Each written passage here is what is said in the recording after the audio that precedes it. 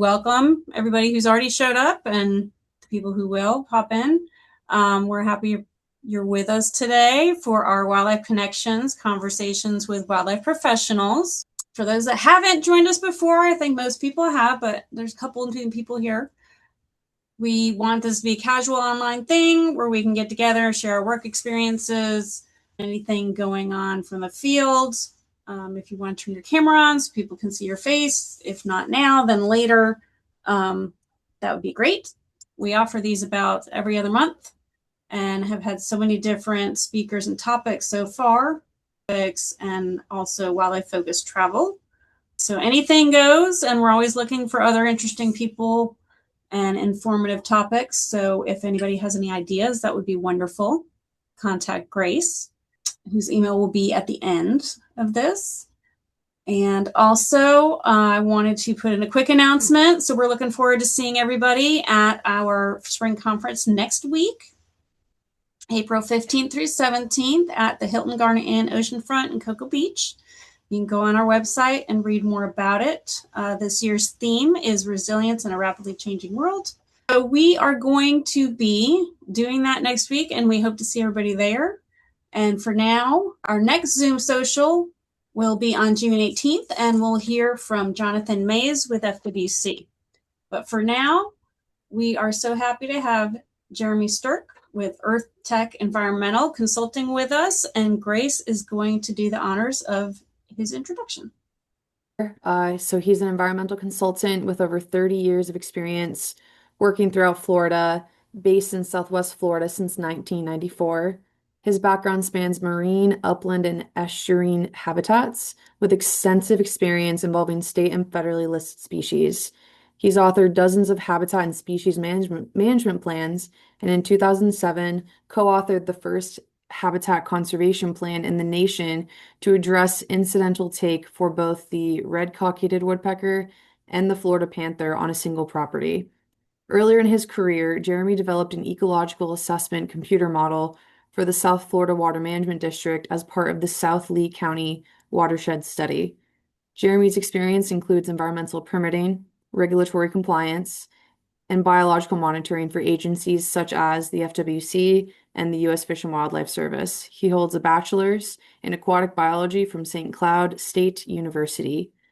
Thank you all for being here today. And with that, I will turn it over to Jeremy. Grace kind of asked me on this, we wanted to gear this a little towards more the younger audience. I kind of felt instead of kind of just spouting back survey protocol and stuff for wildlife and stuff, shorebird protocol and stuff that varies by permit throughout the state, didn't make a whole lot of sense. So I wanted to gear this a little more towards the younger audience for your membership, and kind of how to get into the business and how they may gain experience when they're starting out. So maybe a little departure from what you're expecting, but just bear with me. So a little bit about Earth Tech. Like Grace said, we're based in Bonita Springs, Southwest Florida, Lee County, Collier County. Traditionally, we've been a terrestrial company, but we do ecosystem restoration, exotic removal, mangrove restoration, and then we do a lot of marine work nowadays. So just a quick backstory.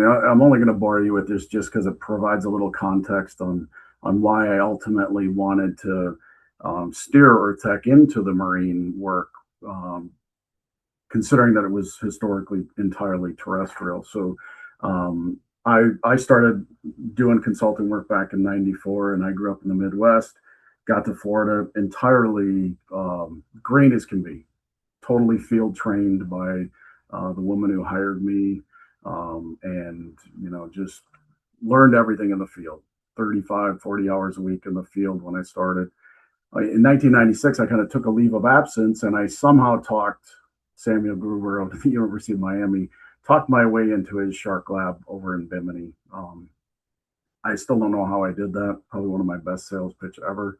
But I ended up over there, and I spent about a year literally barefoot, had 2 shirts, maybe a pair of shorts, and tracked lemon sharks. And I ran his Earth Watch program over there. Some of the older folks may remember Earth Watch. And it was a really amazing opportunity. And at the end of that, it was definitely one of those fork in the road moments. In the meantime, I'd gotten married, and my wife is back in Florida, and she's tapping her foot and she's saying, well, it's time to make a career out of this, or figure this out. And we need, need to start making some money. So I come back to Florida, and I started looking for jobs, and I was pretty excited. I applied actually to the FWC Florida Panther tracking team. And sure, I thought I was, boy, this would be a natural fit. I just spent a year tracking sharks in the Bahamas using really similar gear. And I thought I was going to be a shoo-in for this job. And come to find out, they had 100 applicants or more, a lot of them with master's degrees that were all willing to work for next to nothing for, bachelor's degree pay, master's degree, qualifications. And then I find out that, the marine science jobs, which was what I was really interested in, were really the same way. A lot of people that were incredibly overqualified for, bachelor's levels jobs. So what I really decided to do was go back to environmental consulting and, kind of work on the passion, the marine science passion on the weekends. And I did that through kind of scuba diving and photography.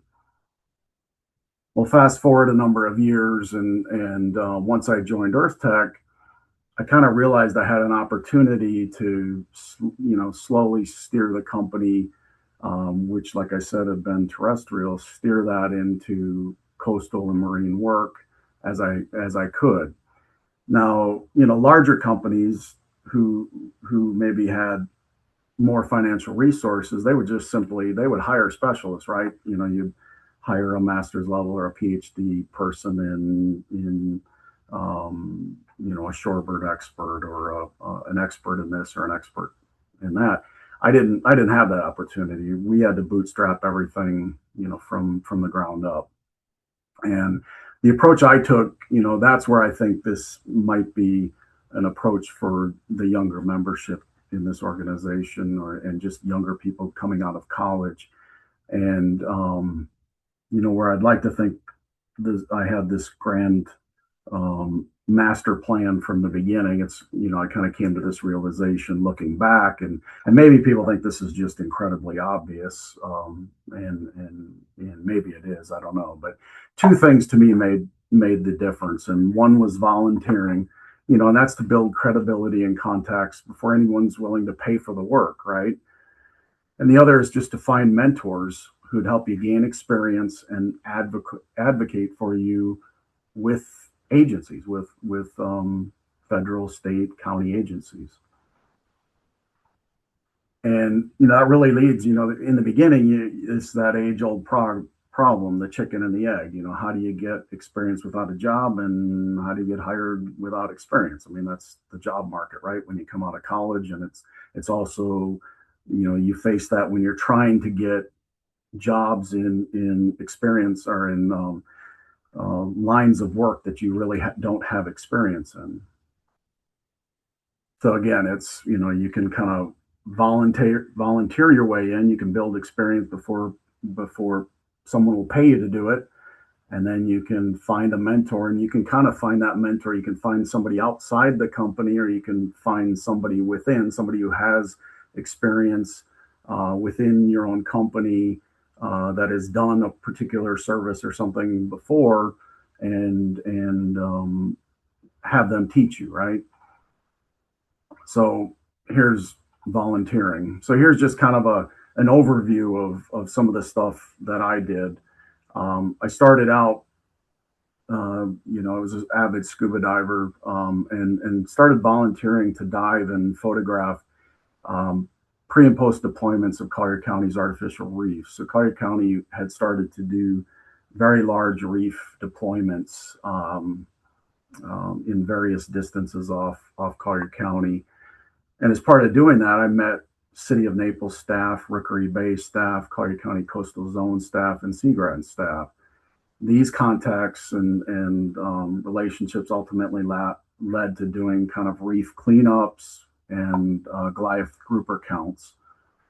And then those, that experience and kind of gaining that confidence, started doing benthic surveys for single family docks, and then um, our kind of mangrove and terrestrial experience ultimately led to getting a Collier County estuary monitoring contract. And I'll kind of go through that in a little more detail.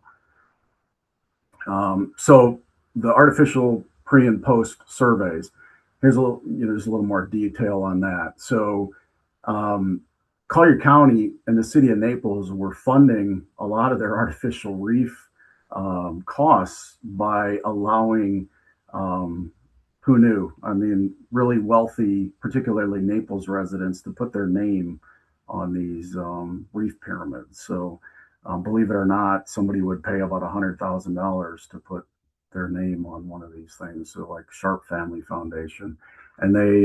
So I had met. Um, Doing environmental permitting for Collier County just for developments. One of the reviewers had ultimately transitioned into the coastal zone department and was doing the reef deployments. And I had met him and we had started to kind of scuba dive together. And he ultimately got me involved in this. And he said, "Hey, we need photographs of these to kind of ultimately prove that there was these plaques on these pyramids to prove to these people that they got their money's worth, I guess."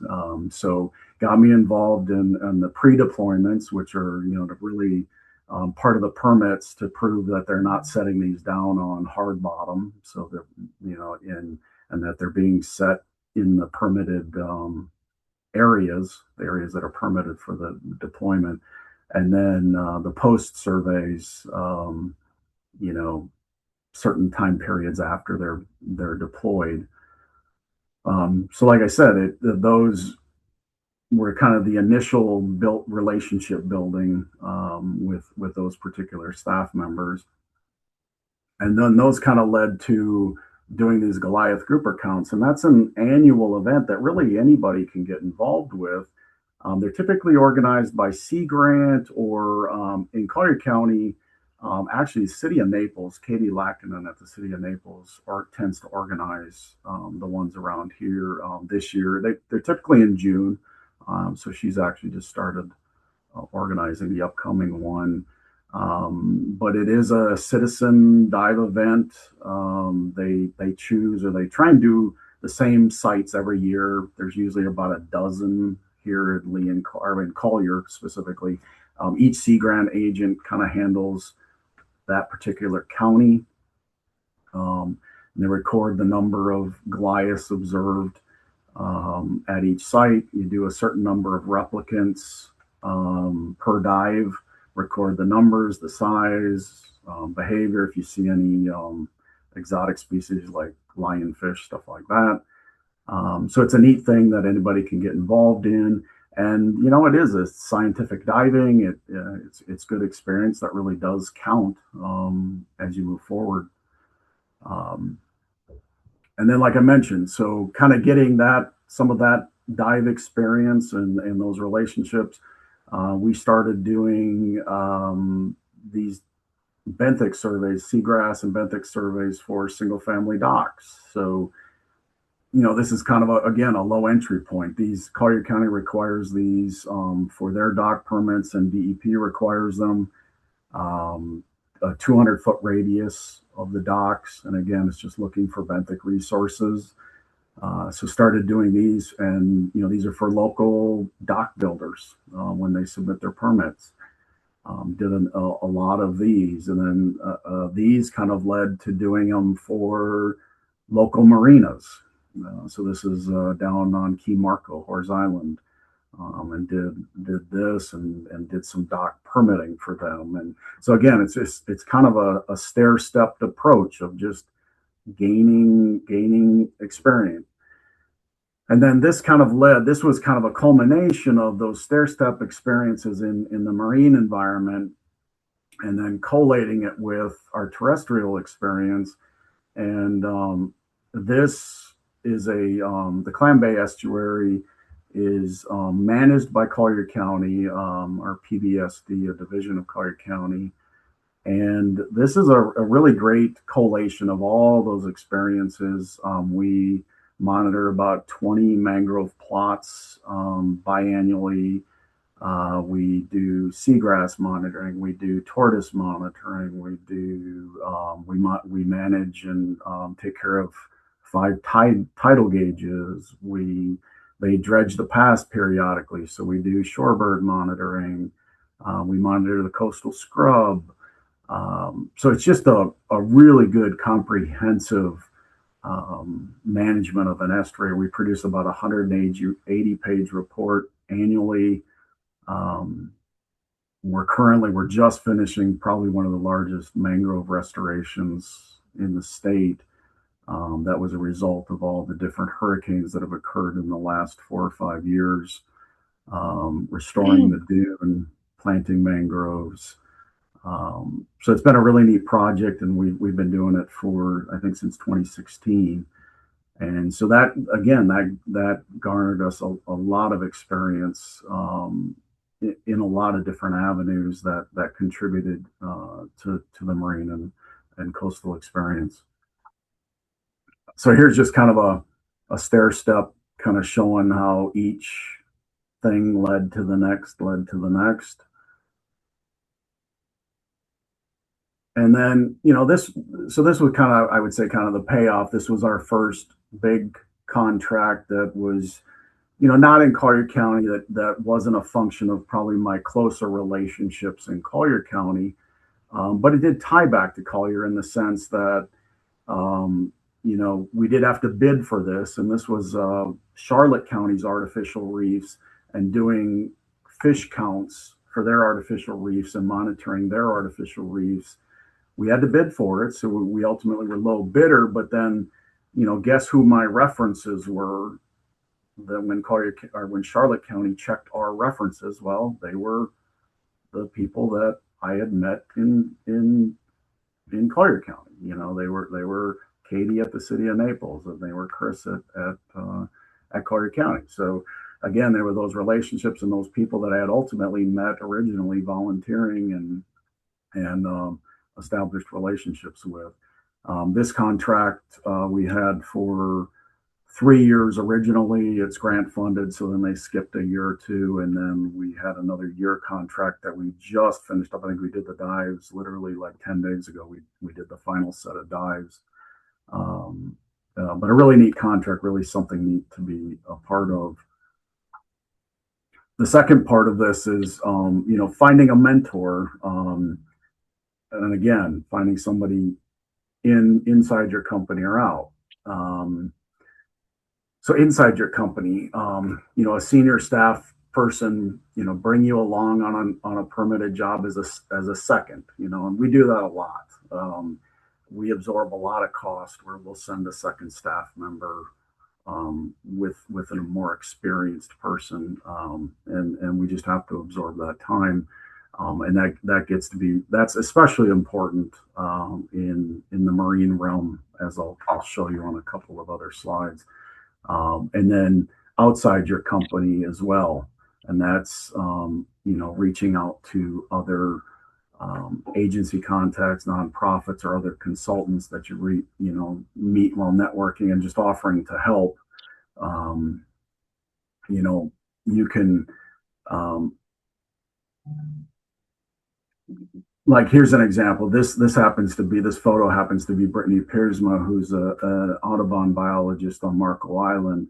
I help her quite a bit banding burrowing owls when she just needs assistance, when she doesn't have volunteers available.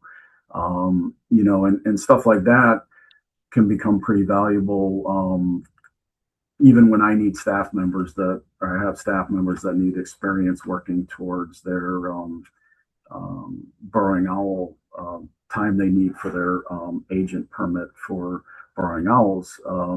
That's how you can gain that type of experience is again just making that investment in time that it may not necessarily be billable, but again, you're just making that investment. All the agencies on coastal projects in particular, you do have to provide proof of experience, and in most cases, you have to provide actual permit numbers that you've worked on. So shorebird monitoring, you have to provide permitted projects, or you need to get pre-approval, and usually that's through Ricardo Zambrano. So you if you can't provide specific shorebird monitoring, you at least have to provide, bird identification experience of some type, and you're going to have to submit something to him to show that you're qualified in some way. Manatee observation, you're going to have to go through U.S. Fish and Wildlife Service and provide something, and usually that you're going to have shown some experience on a dredge with someone who's done it before. So that's a particular case where you're going to have to probably double up staff and have staff members go with somebody who has experience. So that is definitely a chicken and egg scenario there. And then turbidity monitoring and those for dredging also, those are definitely permit numbers. Sea turtle experience is incredibly difficult to get. Those permits are almost always held by county staff, or maybe some of the NGOs. Like here, a lot of the Conservancy sometimes holds those permits. And I've really never been able to crack that nut. So that's almost impossible yet. And most dredging permits and stuff, the county will perform those services anyway. So I thought I'd just quickly run through some of the more interesting stuff that we do, a few of the projects, just to maybe a little more of what you were expecting with this presentation, and show you shorebird monitoring. Like I said, this is really heavily tied to dredging. Most of the stuff that we've gotten into through dredging projects. What we really started doing was turbidity monitoring. Southwest Florida, in fact, is one of probably the worst place to try and do coastal and marine services. We don't have a lot of seagrass. Seagrass here is very ephemeral, so we just don't have a ton of it. Obviously, the diving is not fantastic. The visibility is pretty poor. So there's just not a lot of projects here that involve coastal and marine work. Like I said, we get an occasional artificial reef project, but they're few and far between. So what I really went into was turbidity monitoring, and there was a period where we got into it really heavy. We were doing 4 or 5 dredging projects at a time all over the state. I mean, we were all the way up in Jacksonville, and we were in Fort Pierce, and we did like Haulover, and we were in Tampa. And what I really found is it got really difficult to cover that with staff. I mean, once you get staff members that get married and have dogs and stuff like that, they don't want to travel, to Jacksonville for 6 months at a time, and swapping staff and the logistics. And most of the dredging projects are, they can be 6 or 7 days a week. And so it got really difficult. So ultimately we kind of pulled in our tentacles and we started really just doing local dredging projects. But along with the turbidity monitoring in those dredging projects are often shorebird monitoring and these services that I'm reviewing with you, but shorebird monitoring, manatee monitoring, and stuff like that. Again, shorebird monitoring, you're going to need to provide proof of experience. The easiest path is to work with another qualified shorebird monitor. So whether that means literally, doing walking the same path every morning with that monitor, clearing the beach with that monitor. There's no real set number of days. I've never really seen that. Usually you can do 1 or 2 projects, and if you do a few, probably a week or 2, you can typically reach out to Ricardo, document that, and show that on the next project and get approved. So it's just a case of putting some time in and then getting approved on the next job. Manatee monitoring is very similar. It's usually only associated with hydraulic dredging, not mechanical dredging. So mechanical would be, an excavator on the front of the dredge digging. That's more mechanical. They typically aren't going to require manatee monitoring with that. It would be hydraulic dredging. It's not super common, the manatee monitoring, but some permits required it. Our last one was in Fort Myers, and believe it or not, they actually required it 24 hours a day, which I thought was pretty ridiculous because you couldn't see, 50 feet off the front of the dredge. So I don't know really what you were supposed to see in terms of manatee, but believe it or not, they did it in 12-hour shifts, and our staff, they were troopers. Needless to say, it was brutal. It was 7 days a week, 24 hours a day. It was a brutal job. But like I said, it's not super common. A lot of the permits, they seem to have kind of written the manatee monitoring out of it in most cases. The gopher tortoise stuff. So this isn't really any different than the terrestrial. So if you have gopher tortoises in the coastal dune, all the FWC rules and regulations are going to apply exactly the same. You need to be an FWC agent. Your experience and all that, if you're an agent, translates, identically. So you gain that experience in the field or through a course. And like I said, all that experience translates exactly the same. I did this quick slide. I just incidentally. I'm wondering if we might need that other one also. I'm sorry. Oh, I just threw this in there. This is just. I just wanted to see if anybody else saw this in the last. This slide is going back to our Clam Bay project, our Pelican Bay Clam Bay project. Since it was on the topic of gopher tortoise, this is one of the sadder things we saw relating to Hurricane Ian. We have, like I said, about 9-10 years of tortoise population data for the dunes in Pelican Bay and Clam Bay, and this was incredibly dramatic. So we had about 180, 190 burrows. I think it was typically about 184 burrows. So this was the survey the year before Hurricane Ian, 184 burrows, and then immediately after, we literally had 19 burrows. So we were estimating that the population prior to Ian was 94 burrows, and immediately after Ian was or I'm sorry, not 94 tortoises, and immediately after was 10 tortoises. That's how impactful Ian was to the coastal dunes in Southwest Florida. The dune was completely overwashed into the first 150 or 200 feet of the mangroves, taking everything with it. The gopher tortoises, we did find tortoises that were floating dead in the mangroves. Just absolutely devastating. And you can see there was even a delay. So the first year there was 11 tortoises. We were down to 2 tortoises in 24, and then they have been rebounding a little. I don't know if this was, maybe some coming from maybe populations north or south a little bit, but they've rebounded some. I didn't know if anybody else had seen impacts quite like that. Anecdotally, we've talked to some of the Barefoot Beach folks north and south, and it was similar in some of these preserve areas north and south of us, but really sad impact of Hurricane Ian.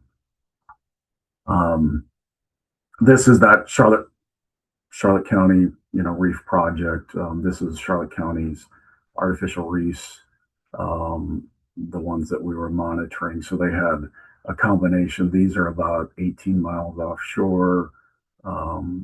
These are about halfway, 8-9 miles offshore. Then they did actually monitor a couple that were more in the river. And like I said, so here's an example data sheet, fairly simple. They wanted us looking at the structure, and we did take some water samples at the bottom, water sample at the surface to kind of compare. And then this was just kind of the the most common species observed, and um, evaluated group size and then a basic count. And then we would take photographs and stuff like that. Um, Basics on that. And then not wildlife related, but benthic and seagrass surveys. Again, these are typically also dredge related. So the entry for these is usually through coastal engineering companies for the most part. They'll again kind of be associated with either dredging a channel. So this is Coquina up in Manatee County, dredging a kind of a navigation channel, and they had to do some mitigation. So it's not only dredging the channel, but then they have a couple mitigation areas and transplant areas that they're monitoring. This is Water Turkey Bay, a channel down here in Collier. Um, but again, those are usually typically associated with some type of dredging more often than not. But neat projects, and those, you're typically going to get pulled into those from some type of an engineering company. And then I'll just leave you with, again, the younger folks, some context to, example context to kind of get you started. So I mentioned Brittany earlier, Audubon of Southwest Florida. If you can find a practicing scientist like that, and she's incredible. She runs about 80 volunteers on Marco Island. Always looking for volunteers for. She has a program on Pelican Bay Beach that just they wear shirts, ask me about the birds, and they try and get the people to stop scaring the shorebirds off the beach. The kids love to run through the flocks of birds, and so that's just an education program. And then she has a starter burrow program on Marco Island, and people that go and just mow around the burrows and rope them off. So stuff like that people get involved in. Rookery Bay, Pat O'Donnell's been doing shark research down there for 30 years. You can go out with him and long line for sharks. He literally pulls them out and puts them in a kiddie pool, and you can tag and measure. And he does trawling in Naples Bay, where you can pull up and identify all the cute little things. It's really neat. Again, like I mentioned, reef cleanups and the Goliath grouper. Our local Sea Grant agent is Michael Sipos. We have our local conservancy, they do the sea turtle stuff, and they have all sorts of various volunteer opportunities. Statewide, they have the FWC Florida Shorebird Alliance, and they have a bird stewards program that you can get involved in. So these are just examples. And like I said, there should be kind of replicants of these throughout the state. So just giving you an example of what kind of opportunities there are. So again, I hope that's helpful, and hopefully there's a young person or two that on this that might find that interesting. But I thank you for your time and appreciate it. We are actually also going to be having a little lunch with the students at the conference next week. Monica is going to lead it and is going to be kind of going over, okay, well, what kind of things hiring managers are looking for to help them get a leg up on that process to, make their jump into the professional world once they graduate. And all these things are absolutely, it worked great for your company, but it also worked great for the students too. Yeah, I mean, that was kind of my point. It's a similar pathway, whether you're an individual or a company. I mean, it's a great way to get a foothold. Yeah, absolutely. So did you do all those things, just you, or did you hire people on first? Like, what did you do first? Did you bring some people on that had dual roles, or did you just make the connections and then build up from there as needed? when I joined Earth Tech, I kind of merged with them, and it was me and one other guy as the consulting division. So no, we bootstrapped this, he and I, from the beginning, and we just kind of, as we could continue to get work and add another person, and now we're 10 in the consulting division. So as we could add people, we added people, but we never had the luxury of hiring any specialists or anything like that. So this is just how I had to approach it, was, always kind of that jack of all trades. But yeah, no, this was kind of how I did it personally and how we did it as a company. Well, and it's always nice to move into territory that shares your interests, right? Well, yeah, exactly. If Makes you're it a lot passionate more about, enjoyable. yeah, exactly. Yeah. Yep. If you're going to spend time doing it, you might as well try to get it into something you enjoy doing. Yeah. Absolutely. Jeremy, I'd be curious to hear your thoughts, or anyone in the audience as well, like time management, like strategies or advice for like people at this stage where it is kind of like, you're having to work a full-time job. Maybe it is flexible enough to be doing like the sorts of things that you talked about in your presentation, but sometimes it's not that flexible. So I'd be curious to hear kind of thoughts from, people who have gone through that stage. Yeah, I think it's important. I would hope that employers are flexible enough and intelligent enough to realize that you need to give employees that flexibility to say, hey, um, you know, they need to be able to. I've always given my employees the ability to go to trainings, or I tell them to join county committees. Form those relationships or go volunteer. I mean, and I just would hope employers are savvy enough to make that connection.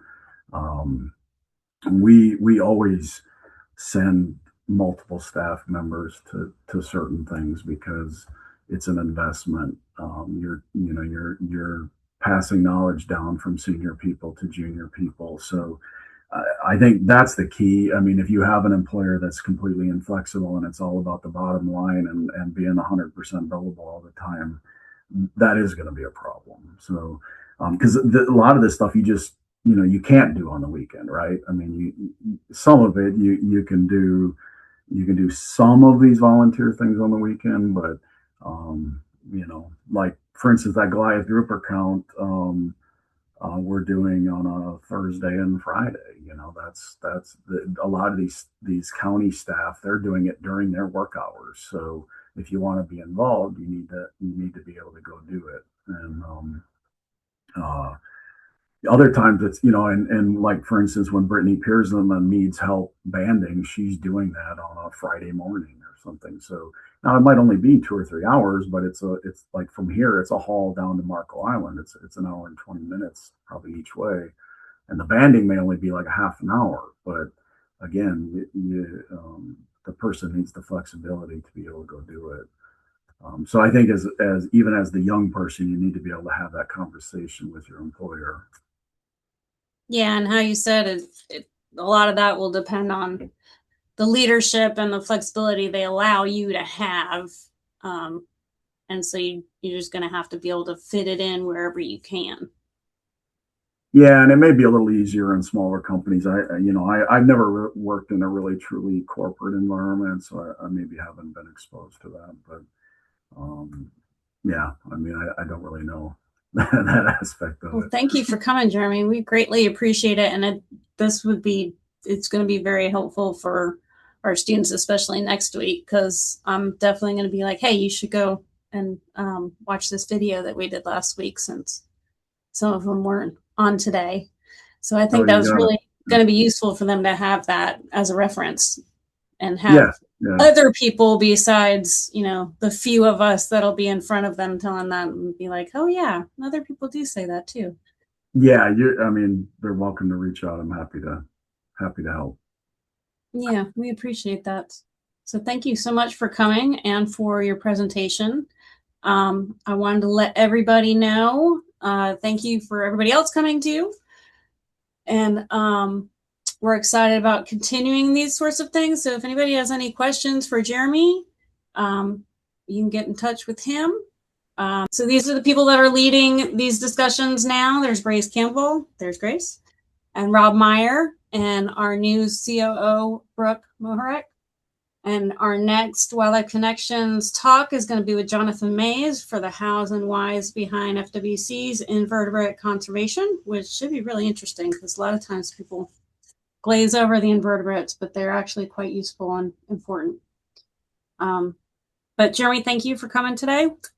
Greatly appreciate it. And I think that's going to be very, very useful, helpful information for all of our professionals, young professionals just starting out, and then also all our students coming into the workforce. Yeah. Got it.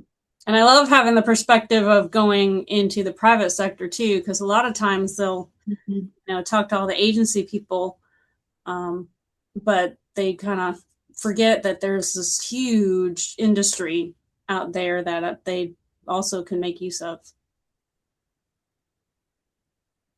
All right. Well, thank you everybody for coming today. We're done a little bit early, and we'll see you next time in a couple months.